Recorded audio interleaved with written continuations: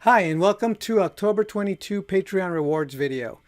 All right, so this is going to be, I think, rather short because I don't have a lot to show. Part of the reason why I don't have a lot to show is because this has been one of the toughest work months I've had in a very, very long time. The amount of work at my regular job, which is storyboarding on The Simpsons, I just had some very, very, very tough assignments given to me this month. I mean, I've only have what, 4 weeks, right? And two of those weeks, if 2 of those weeks I'm given a tough assignment, it basically kills all my productivity outside of work. It's just super overwhelming. So a lot of the time, a lot of what I do during my lunch breaks and on the weekends. And what happens is that when I have a really hard assignment, a very difficult assignment, the amount of work that I get to do during the day on my lunch breaks basically don't exist anymore because the work is so overwhelming. I just don't take I eat very, very quickly, and then I get back to work, and there is no time to do anything else. You'd think that on the weekend I would get caught up, but the weekend is usually taken up by making a YouTube video for my channel, or it's doing that and doing feedback for coaching, right? Because one of the things that nobody gets to see is that I actually spend a lot of time doing feedback for people who have taken up my Patreon coaching, and that takes up a lot of time. Those videos are like an hour long sometimes, a little bit longer, but even then it takes me long to record those because I'm looking up reference and I'm making sure that the person that I'm helping has all the things that they need. So that takes up a lot of time. So sometimes my weekend gets caught, I spend having to do feedback for that. And then I try to sometimes mine little bits and pieces from that that I may be able to make a video out of. But in this case, I wasn't able to do that because I was drawing the feedback and doing all the stuff with the artwork of the person there, and I didn't want to share people's private artwork. So if I do like a little something for someone I'm coaching that is just without their artwork and it's just general art tips, then maybe I might be able to like just cut that out and then make a little video out of that for the rest of YouTube. But in this case, I wasn't thinking that way. I even did a hair lesson, and it's one of those things that I want to get to, and I was like, darn, like I did it with I don't think I could share it, so I got to redo a hair lesson again. So that was part of the problem. So like it all came down to that. And another thing is that I try really, really, really, really hard not to work on Sundays. I try to give myself some kind of break. So I'm trying to avoid burnout, right? I'm trying to make sure that whatever I do doesn't burn me out. Okay, so that was one thing. But then on top of that, to make things even worse, right? I had a deadline to hit for a client. So I have a client who's commissioning me to draw images for hymns on Paradise by St. Ephrem the Syrian. And so I'm doing these hymn illustrations. So I started that this month as well, but I started it late. So I usually want to be way ahead so it's done like as far and as early as possible. Well, it turns out that the hymns image was due it was basically due this week, and I wasn't even close to being done with it. So I ended up having to spend an entire weekend powering through it took me the entire day just to power through the image. And it was really grueling. Like it's one of these things where I'm like, man, this is it was an unhappy experience. Like I was just powering through it. I didn't feel like doing it, but as a professional, it doesn't matter how you feel. It matters that you just do it. Like you gotta power through it, whether you feel like doing it or not. So I did. I finished it. I powered through it. It was really tough. And then when I was done, I didn't even like it. And then, and then I ended up having to like nitpick it afterwards. I unfortunately, like I said, it was due this week. So that means that I had like a couple of days to like maybe change my mind and fix things. But I was able to do at least that. And then I adjusted stuff. And then I made it look the way I kind of wanted it to, and then it was okay. But man, that really killed everything. I mean, like it really just messed things up. So at the beginning of the month, I was doing a lot of fun experimenting. I wanted to see if I could take a CG model, and I think and I did do a video of that. And I did a CG model, and then I drew over it. And then I tried to paint on it, and I didn't like it. And then so I redid it, and I started experimenting with that. And that's what this is. So this image here is of Fire and of DC Comics fame. And I did do a video of it. And so this is the image that you're going to get. You get the PSD file. You get to see the actual CG process. You get to see all that stuff. So that's what I did this month. Early this month. This is the only image, the only thing that I got done that was just purely personal, that wasn't a commission, that was just me playing around, experimenting. I didn't really get a chance to do anything else. And I have all these things that I kind of want to do. Like I'm like, oh, I want to do this, and I want to experiment with this, and I want to do this, but I can't do any of this stuff because right now right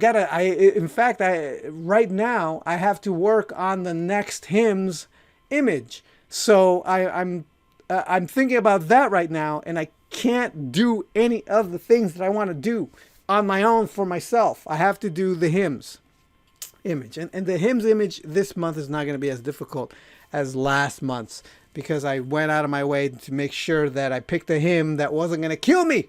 So that was. So this is this one of the images that I actually did get done this month. That was just for fun, right? Just as an experiment. And give and take. There's some things I like about it. There's some things I don't like about it. There's some things that I learned from the process that was really interesting. I may try doing it again. We'll see. There's some things that I want to experiment with more in some other stuff, and I don't know. I'll see what happens. But I do want to, and the idea behind this image was to try to find a way to like make drawing faster. And I don't think it succeeded. I think it took me just as long to do this with a CG model as it would have if I had drawn it from scratch. I think that was the takeaway, was that it wasn't much of a help. It wasn't much of a shortcut. I need to find a different way to make it more of a shortcut if I'm going to do it like that. I think part of it is the part of the reason why it wasn't, it didn't take it. It took as long to do this image as it would anything that I drew from scratch, was the rendering, the modeling of the figure. I think had I done like more of a cell shaded, flat coloring process that wasn't so modeled, it probably would have been it would have taken a lot less time.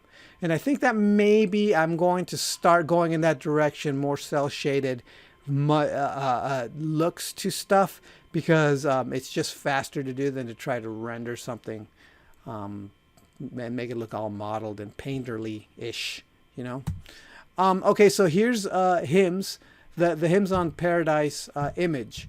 So I did two versions. I did one with the actual hymn, and I did actual verse from the hymn, and then I did one without the verse from the hymn. And the hymn is just to give you context, hymns on paradise is Saint Ephraim the Syrian talking about paradise, what it's going to be like in paradise, and all this other stuff. But it's poetry. It's done from, and I spoke about it in the last hymns on Paradise Image. That but he's talking about how, in a way, whatever happens in Genesis is connected to what happens at the end of time with Revelation, and then we've got the New Jerusalem, which so this would be like the New Jerusalem kind of here on top, in paradise, the New Jerusalem in paradise. So in the Bible, what happens is that Adam and Eve sin. They get the boot from paradise, and God, he gives Adam and Eve garments of skin. And garments of skin, I think there's a passage in it that implies that God killed an animal in order to show Adam and Eve what death was, right? And then he's got this garments of skin, and there's some interpretation as to what the garments symbolically mean, but the idea being that the garments are a covering to make up for the loss of glory, so that they can get hurt a little bit less from the thorns and thistles, because it actually says that once they left paradise, the Adam and Eve were hit by thorns and thistles of the ground, like the suffering, right, which symbolizes the suffering. And the garments of skin are the covering, the clothes that protects you a little bit, humanity, from the pain of the thorns and thistles of the suffering of the world, right? And then by extension, you end up getting Cain's lineage, also extending the garments of skin by producing weapons, by producing makeup, by producing ornaments, by producing cities. So from the line of Cain, we get cities, and the city is an extension of the garments of skin, the protection of humanity from the suffering of the world, and so what happens is that at the end of time in the Book of Revelations, we have the New Jerusalem, and what's Jerusalem? A city. And so what the idea here is. That God takes a thing, and no matter what no matter what it is, he takes it and glorifies it. He takes the garments of skin and glorifies it. He takes the city and glorifies it. He takes all the bad and is able to flip it and turn it into a good, and then glorify it. That's the idea. So he takes all the things of Cain and then reverses it and finds a way to glorify it. He always takes it, embraces it, and glorifies it, takes it to the good. So we have the New Jerusalem, which is a garment of skin created from the line of Cain, and now it is glorified at the end of time. And so you've got all this really interesting imagery here. But so what Ephraim the Syrian said was that so like you have like the idea of the abode in heaven, and so the idea is that the flood, the Noah's flood, when there was the flood is a symbol of chaos, that it's a symbol of renewal in time and change, so that's kind of what it tends to be, a symbol of that, right? Like it symbolizes a chaos of renewal, of change, of not being able to stand on anything solid.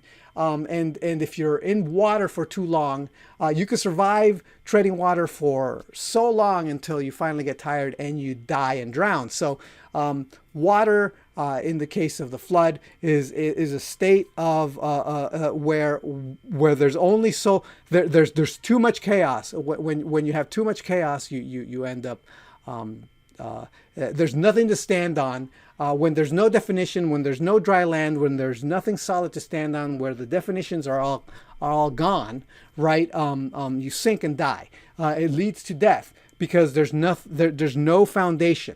Nothing is solid. Nothing is grounded. There's just too much. There's just too much undefined, right? And that's what the waters is. So in the previous hymn, he talks about how the waters of the flood covered the earth, but it only went to the foothills of paradise. It just kind of came up just to the foothills of paradise. It didn't go above paradise. Paradise, by the way, is not a physical place. It exists in a metaphysical place. But the idea being that even that chaos, that element of change, doesn't touch paradise. It just comes up to its foothills, and it doesn't. But paradise, this place where God is untouched, right? Paradise doesn't exist as an actual place, because paradise is wherever God is. That's all it means. So where God is paradise. So but again, but it's still symbolic of a place. Like the waters of all the earth come from paradise, and then they get polluted once it gets. So that's what in the hymns, that's what he talks about also. Like the waters come from paradise. Paradise is a mountain, and the waters come down from the mountain of paradise. From all four sides of paradise come all the waters of the earth to all four corners of the earth. There's a lot of symbolism in here. So I'm just setting it up so that you could understand what this hymn is about. Like this verse of the hymn implies that once people are in paradise, and the people who are in paradise, they could come down from paradise and walk on the flood. Do you see? So that's kind of, so the hymn says from here, it says, from their abodes the children of light descend. They rejoice in the midst of the world where they have been persecuted. So the idea of being persecuted, the martyrs and people like that, but anybody who's believes in God and is mocked and all this other stuff. So persecuted, they dance on the sea's surface and do not sink. For Simon, although a rock did not sink. There's that incident in the event in the Gospels where Simon walks on water and then sinks, and then he says, "Help me, Lord," and then Jesus picks him up while walking on the water. And then it says, "Blessed is he who has seen together with them his beloved ones, below in their bands of disciples, and on high in their bridal chambers." So the bridal chambers, by the way, again, this is the New Jerusalem, and within the New Jerusalem is the bridal chambers. What are the bridal chambers? Well, that's kind of the when the union with God in hymns and in Christianity in general, and even in New Testament language, the union with God and man is symbolic. It's not symbolically. It's explained in sexual terms. So bridal chambers means where you go to basically have your relations with God. To say it euphemistically, the idea being that the sexual union on earth, what we perceive as sex on earth, is actually an icon. It's a symbol. The actual sexual act of people, of human beings, or is a symbol of what real union is. So any pleasure that we get from it is a pale comparison to the real union that will happen in paradise. That it's a pale, sexual union is a pale imitation on earth of real spiritual union in paradise with God.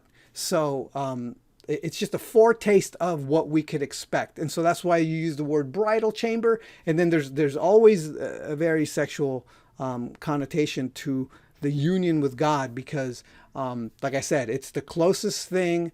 It's a pale imitation of real connection. So what I was doing here was trying to show that these people are descending from paradise down into the waters, walking on water, because chaos no longer affects them, change no longer affects them. Right? That's the idea behind this image. That's what I was going for.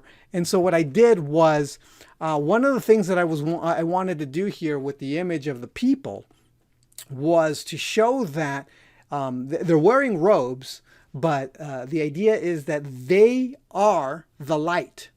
So there is a passage in Revelation where it says that there will be no sun because Christ will provide the light, right? That's the idea. And for a long time, I imagined that like the trees of in Lord of the Rings, if you're watching the Rings of Power. But even if you just read the Silmarillion, there's two trees that light the world. Before there was a moon and a sun. So that's kind of the way that Christ would be in paradise. That would be that how Christ would be the light. That's what I thought. But then I thought about it, and then I said, well, he's going to provide the light, but what if we are the light? So and because what if that's the glory? The glory that we lost, we would regain.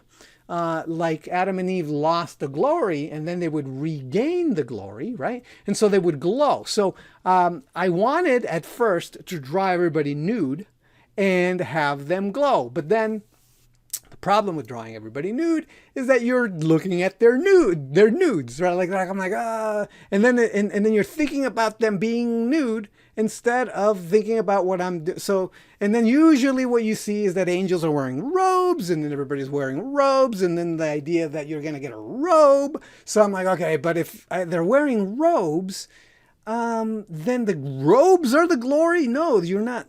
The white clothes is not, you're not. The clothes aren't glory. You are glory.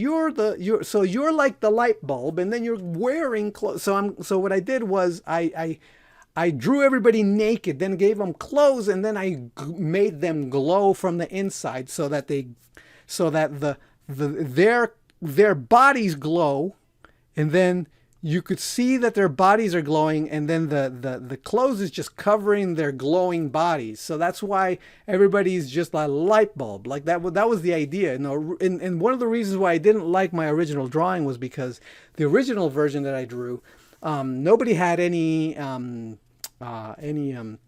pigment on their skin. I said, well, what if they're just glowing, and then they look like ghosts? Everybody looked like ghosts. I didn't like the way it looked. Sorry, that was my alarm. Okay, so everybody looked like ghosts, and I didn't like it. So I went in and I was like, how do I do this? And then finally I was able to figure out, okay, what if I just gave everybody skin tone, and then just gave them an inner glow, and then so you could see some of their skin. I didn't want them to look like ghosts. So that's the explanation for this Hymns on Paradise image. There was a lot of thinking behind it, but and again, I'm trying to make it flat and graphic, because that's kind of the medieval iconographic way of drawing, usually in medieval art, people didn't really the perspective didn't really function. It was a fake perspective. Things were just kind of like symbolically in perspective, and then and when somebody was further back, they were just a little bit smaller and farther and higher up, Basically, that's what. So like that's kind. So I'm going for this kind of a graphic, medieval iconographic look to the stuff, but while still being a little bit contemporary, a little bit my style, a little bit cartoony, but cartoony. It's weird. It's weird because like you could argue that the Orthodox iconographic style is kind of cartoony in and of itself, but then you could also look at like say Coptic iconography, and that's totally cartoony. And it's like, but that's like legitimate, right? And I'm like, but these are just cartoons, like, so yeah. So I'm kind of trying to marry these ideas together of the traditional iconographic look, and at the same time a little bit contemporary, and it's a little bit of a mix of all that stuff. But that's the story behind this, and it's just kind of involved. Okay, so that's that. And then now we have this. Okay, so this is this month's Patreon rewards postcard. So last month, by the way, I announced who won last month's postcard, and it turns out that person hadn't been supporting me for like the last 2 years. So I had to re-roll their name, the name of who won that postcard, and then when I re-rolled it, I came up with another name of a person who hadn't been supporting me for the last 2 years either. So I had to like, why are these people on my list? So I ended up re-rolling again, and then it turns out that the person that won this month's postcard also won last month's postcard. Which is crazy because it just is. So this person has won, I think, 2 times already, and now they've won 2 more times, so they've won 4 postcards. So Anita Wang, you won this month's postcard. This month, the postcard process, the way that I did it, I made a video of it, was a lot. It went a little bit smoother, and I like the way that the process was this month. So I will share the video of this if you haven't seen it yet. But yeah, I will share it, and it was done in a much simpler style. So I think that anybody can do what I did without being too.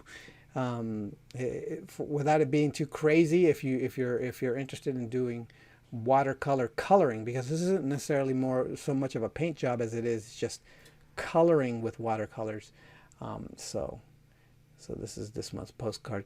Congratulations, Anita, for winning the postcard. All right, so that's it from me. It's been long-winded, and all I did was 3 drawings this month, but hopefully you got a lot out of it. And I will talk to you next time. All right.